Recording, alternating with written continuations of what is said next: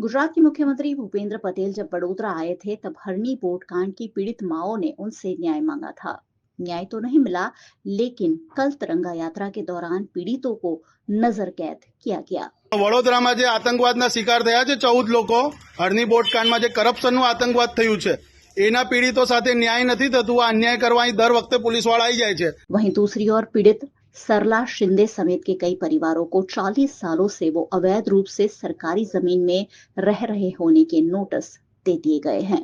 આ સરકારી જગ્યા છે, આવી રીતે મામલેદાર સરને નોટિસ મોકલી છે કે સરકારી જગ્યા પર તમે વહીવટ કરીને રહી રહ્યા છે, પણ 40 તે 45 વર્ષ સુધી એ લોકો અહીંયા રહી રહ્યા છે। મને એવું લાગે છે આ કારણ અમારા કેસનું જ હશે।